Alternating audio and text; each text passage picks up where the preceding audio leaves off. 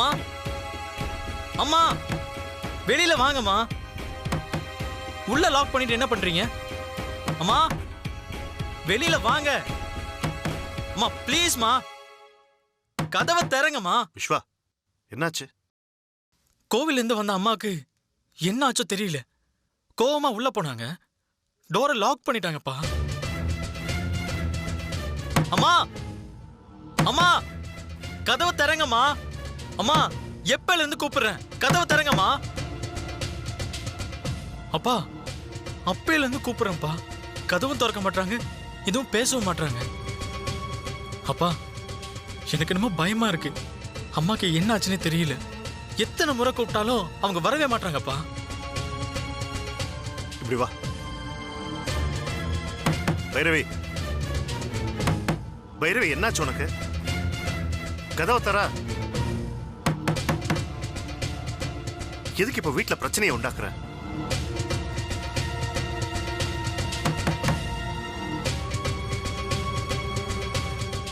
பைரவி உன்னால விஸ்வா பயப்படுறான் பாரு. உனக்கு என்ன பிரச்சனைன்னு சொல்லு, எதுவா இருந்தாலும் நேர்ல பேசிக்கலாம். கதவை தர பைரவி. பைரவி கதவை தர.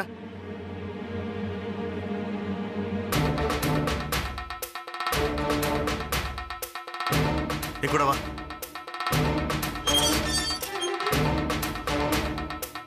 பைரவி பைரவி பைரவி கதவு தர. பைரவி அம்மா அம்மா கதவு தரங்கம்மா. விஸ்வா கதவை உடைச்சிரும், வேற வழி இல்லப்பா. சரி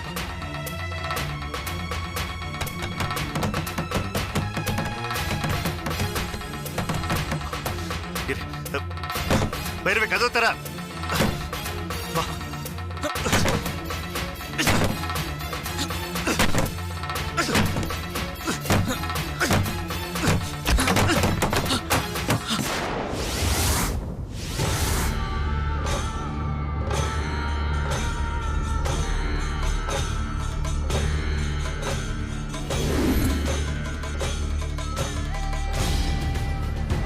அம்மா அம்மா என்னம்மா இது? ஏம்மா இப்படி இருக்கீங்க? பைரவி இது என்ன கோலம்? உனக்கு எதுலயுமே பொறுமை இல்லையா? தலையை விரிச்சு போட்டுக்கிட்டு ஏன் இப்படி உட்கார்ந்துருக்க? நான் அலங்காரம் பண்ணிக்கணுமா? நகைய போட்டு தழைய தழைய புடவைய கட்டிக்கிட்டு சீமாட்டி மாதிரி வள்ளம் வந்தா சந்தோஷம் உங்களுக்கு. நான் மனுஷியா இல்லனா பொம்மையா? இதெல்லாம் பண்றது மட்டும்னா, ஆனா மரியாதை அவளுக்கு. சிவகாமி மேல என்ன கோவம் உனக்கு? நீயே தானே விருப்பப்பட்டு அவளை பூஜையில உட்கார வச்ச. போதும்.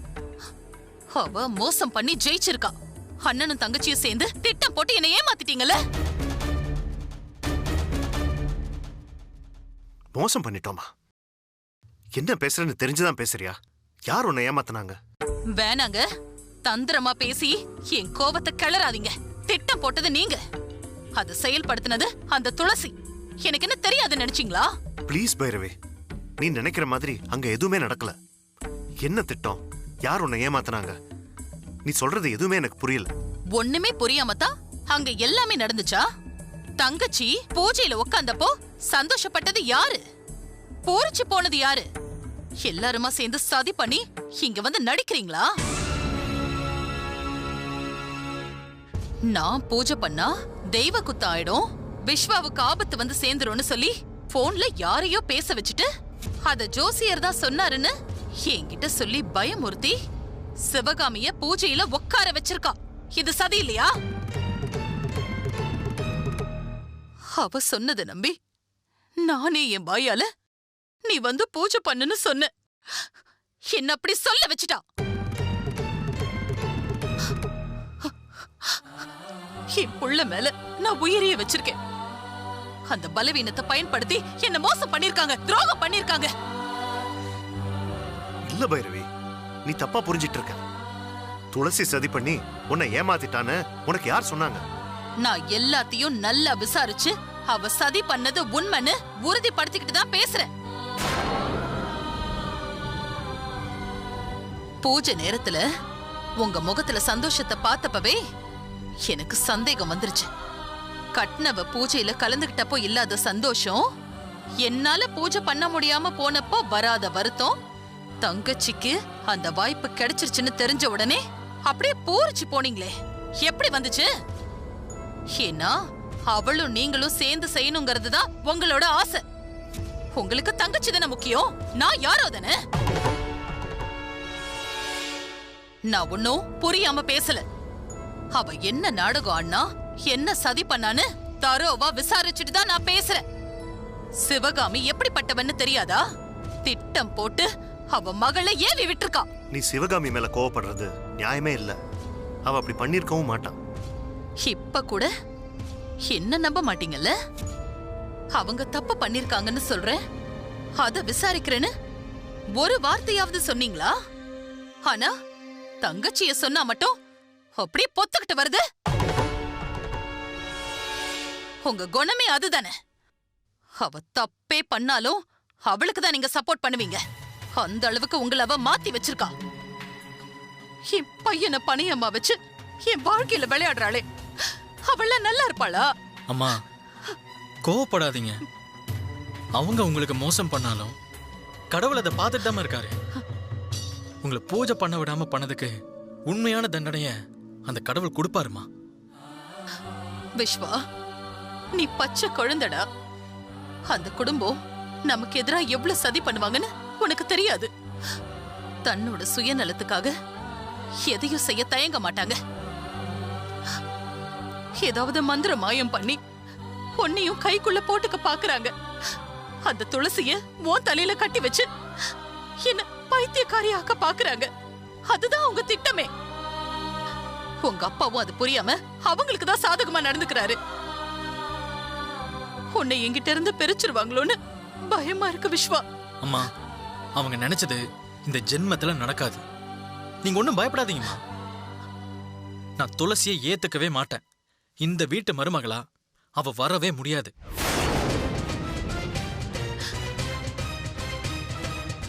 நான் எப்பவுமே உங்க கூட தான் இருப்பேன். நான் இதை உறுதியா சொல்றேன். என்ன நம்புங்கம்மா.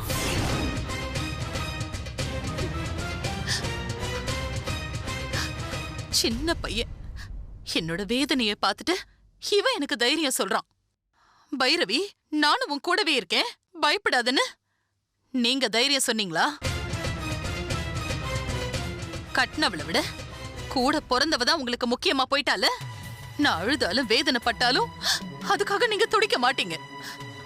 பூஜையில கூட கடவுள் பேரை சொல்லி ஏமாத்துறாங்க. அத தட்டி கேட்க மனசு இல்ல. எனக்கு எதிரா அநீதி நடக்குது, துரோகம் பண்றாங்க. போலீஸா இருந்துகிட்டு நீங்களும் அதுக்கு உடந்தையா இருக்கீங்க. பையன் மட்டும் இல்லைன்னா எனக்கு நீங்க யார் இருக்காங்க? எல்லாமே நான் வாங்கிட்டு வந்த வரும்.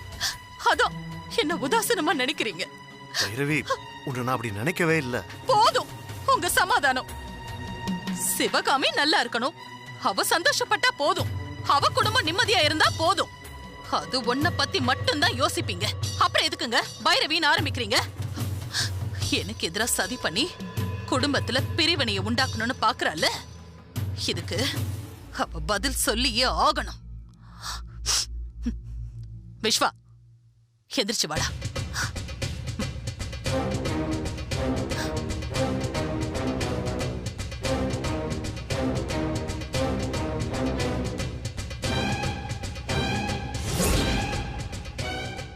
அந்த துளசி எந்த சூழ்நிலையிலையும் நம்ம வீட்டு மருமகளாக மாட்டான்னு எனக்கு சத்தியம் பண்ணுங்க.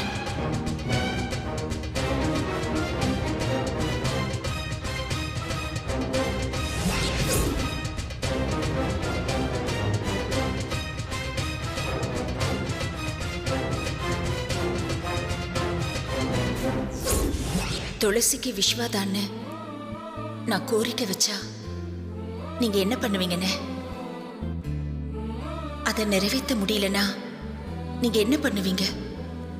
நீங்க பண்ண சத்தியம் அதை தடுக்காதா?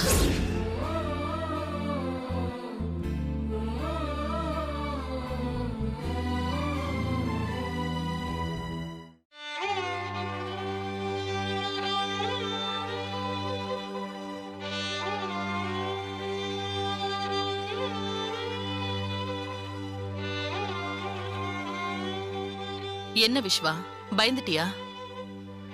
என்னடா அம்மா இப்படி கோவப்படுறாளே, அப்பா கூட சண்டை போடுறாளேன்னு நீ வருத்தப்படாத. அந்த சிவகாமியும் துளசியும் பண்றதையெல்லாம் பார்த்து எனக்கு என்ன பண்றதுன்னே தெரியலடா. அதான் கொஞ்சம் எமோஷனல் ஆயிட்டேன். இங்க பாரு விஸ்வா, இது அம்மாவோட பிரச்சனை. சண்டை போட்டு கண்ணீர் விட்டு நான் ஏதாவது பண்ணி இத சரி பண்ணிப்பேன். இத நீ மனசுல போட்டு குழப்பிக்காத. சரியா? பசியோட இருப்ப, நீ உட்காரு. இல்ல நீ முதல்ல போய் குளிச்சுட்டு வந்துரு, நான் டிஃபன் ரெடி பண்ணி வைக்கிறேன். ஒன்னாவே உட்காந்து சாப்பிடலாம். ஓகேம்மா. அம்மா, நீங்களும் அப்பா கிட்ட கோவப்படாதீங்க. அவங்களுக்காக நம்ம சந்தோஷத்தை இழக்கக்கூடாதுமா. சரிடா, எனக்கு புரியுது. நீ போய் குளிச்சுட்டு வா போ. சரிம்மா.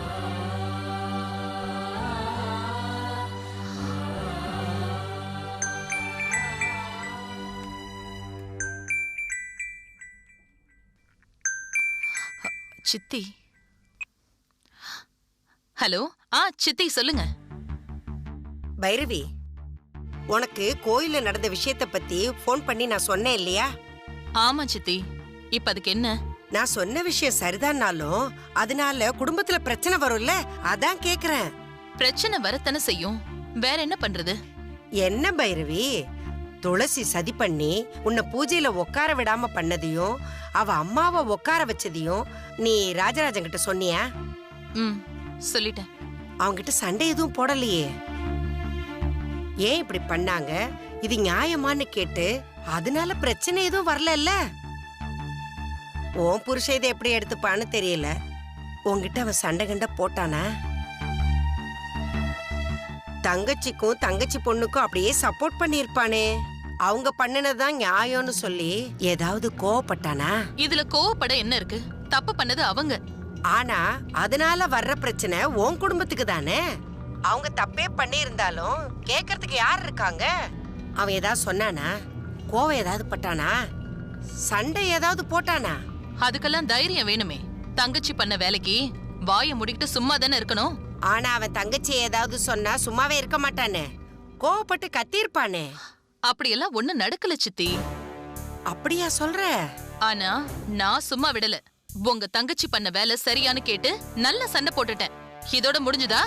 இன்னும் இருக்கு அவருக்கு. ரொம்ப பேசினியா என்ன? இப்படி எல்லாம் பிரச்சனை வரக்கூடாதுன்னு தான் நான் சொல்ல வேண்டான்னு இருந்தேன். சித்தி, நீங்க சொன்னதுல தப்பே இல்ல. இல்லனா சிவகாமி பண்ற சதியெல்லாம் எனக்கு எப்படி தெரியும்? உங்களுக்கு கட்னவ முக்கியமா, தங்கச்சி முக்கியமான்னு கேட்டா பதிலே பேசல. என் மனசுல இருந்த கோவத்தை எல்லாம் கொட்டி தீத்துட்டேன் சித்தி. விஸ்வா கூட சொல்லியிருக்கான், இந்த ஜென்மத்துல துளசி இந்த வீட்டுக்கு மருமகள வரவே முடியாதுன்னு. பரவாயில்லையே, நல்ல விவரமா தான் பேசியிருக்கா. ஆனா பைரவி, ரொம்ப பிரச்சனை வராம பாத்துக்க. சிவகாமியால உன் குடும்பத்துக்குள்ள பிரச்சனை வந்துடக்கூடாது. பிரச்சனை வரக்கூடாதுதான். ஆனா அவ சும்மாவா இருக்கா? அவளோட வேலைய பண்ணிட்டு தானே இருக்கா. என்னையும் என் புள்ளையையும் அவ பிரிக்க பார்த்தானா? எங்க வேணும்னாலும் யார்கிட்ட வேணும்னாலும் நான் சண்டை போடுவேன். அவளையும் விட மாட்டேன் சித்தி. சந்தர்ப்பம் வரட்டும், அவளை உண்டு இல்லைன்னு பண்ணி காட்டுறேன். நான் இவரைய விட மாட்டேன். அங்க அவ தப்பு பண்ணா இங்க ஒரு பூகம்பம் வெடிக்கும். நான் சும்மா விட போறதில்ல. பைரவி, உன்னோட கோவம் நியாயமானதுதான். சண்டை போடலாம், தப்பு இல்ல. ஆனா இந்த விஷயத்த நான் தான் சொன்னேன்னு தயவு செஞ்சு யார்கிட்டயும் சொல்லிடாத என்ன? ஏன் சித்தி? சொன்னா என்ன? தப்பு பண்ணாங்கன்னா நான் சண்டை போடுவேன், ஏன்னு கேப்பேன். அப்பதானே அவங்களுக்கு ஒரு பயம் இருக்கும். அதெல்லாம் சரிதாம்மா. நான் எதுக்கு பயப்படுறேன்னா, நீங்க புறம் பேசுறதா சொல்லுவாங்க. குடும்பத்துக்கு எடுக்கிறவ, கலகம் மூட்டுறவ, சண்டை பண்றவ, நாரதர், கெட்டெண்ணம் புடிச்சவ, இப்படி எல்லாம் சொல்லி சீச்சி இப்படி ஒரு பொழப்பான்னு உங்களை திட்டுவாங்க. பாத்தியா பாத்தியா, சந்தடி சாக்குல இப்ப நீ என்ன திட்டுறியே? சாரி சித்தி, உலகத்தோட நடப்பு அப்படி இருக்குன்னு சொல்ல வந்தேன். இப்ப என்ன, துளசிய பத்தி நீங்க துப்பு கொடுத்தத நான் யார்கிட்டயும் சொல்லக்கூடாது அதானே? ஆமாம் பைரவி, நீ உன் புருஷன்கிட்ட தாராளமா சண்டை போடு. அவ வீட்டுக்கும் போய் ஏன் இப்படி பண்ணுனேன்னு நல்லா நாக்க புடிங்கிற மாதிரி 4 கேள்வி கேளு. ஆனா சொன்னது நான் தான் சொல்லி யாருக்கும் தெரிய வேண்டாம் என்ன? கவலையே படாதீங்க சித்தி, நான் யார்கிட்டயும் சொல்ல மாட்டேன். இதுல உங்க பேர் அடிபடாது. ஆனா அவங்க பண்ணத மறக்கவே மாட்டேன். நாடகம் ஆடுறாங்க. அவங்களுக்கும் இருக்கு, இவருக்கும் இருக்கு. சரிம்மா, அவளுக்காக நீங்க உங்களுக்குள்ள சண்டை போட்டுக்காதீங்க. நான் அவ்வளவுதான் சொல்லுவேன். சரி, நான் போனை வச்சிட்டுமா? சரிங்க சித்தி. இவகிட்ட போய் பேசினேன் பாரு, முறக்கிட்டவ. சந்தடி சாக்குல என்னமோ கோள் மூட்டுறவ, குடியை கெடுக்கிறவன்னு என்னையே சொல்றா. இந்த ஆணவத்துக்காக தாண்டி நான் நல்லா மூட்டி விட்டுருக்கேன். அது நல்லா பத்திக்கிட்டு எரியட்டும், அடிச்சுக்கிட்டு சாவுங்கடி.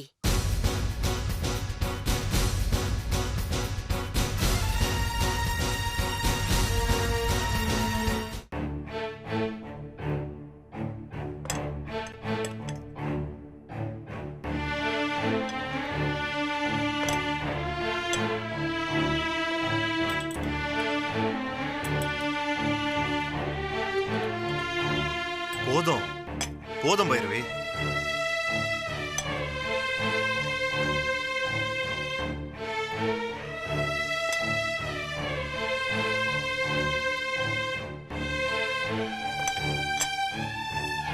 சாப்பிடுப்பா.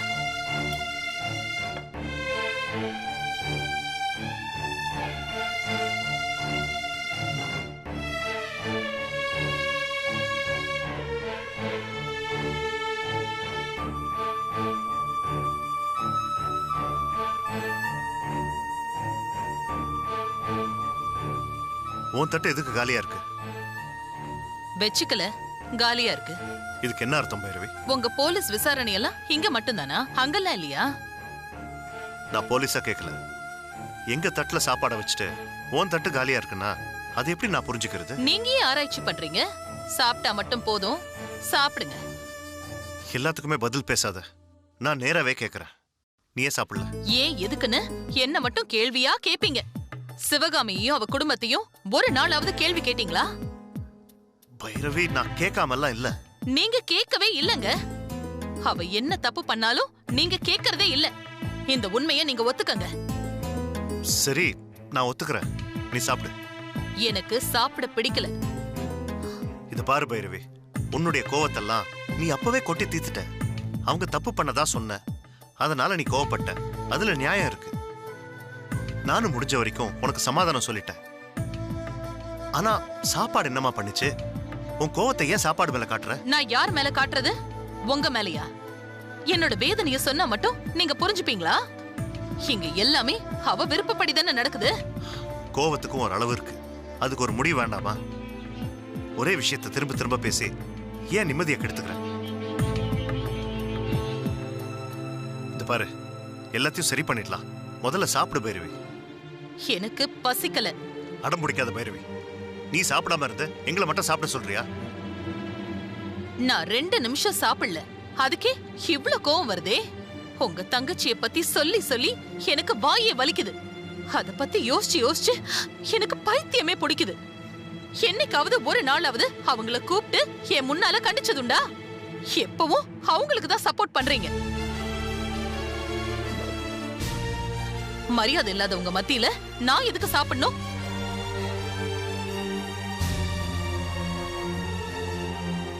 விஸ்வா, சொல்லுங்கப்பா. உனக்கு பேச தெரியுமா? பேசுவோம்ப்பா. உங்க அம்மா கிட்ட சொல்லு. உங்க அம்மா என்னதான் கோவப்பட்டாலும் அவளை சாப்பிட வைக்க வேண்டிய கடமை உங்க அப்பாவுக்கு இருக்குன்னு. போதும் உங்க போலியான அக்கறை.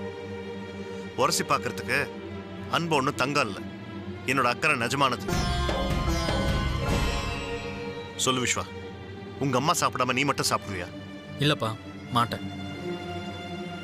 அவ பட்னியா இருந்து அவளுக்கு ஏதாவது ஆயிடுச்சுன்னா நான் அழுதுடுவேன்ப்பா.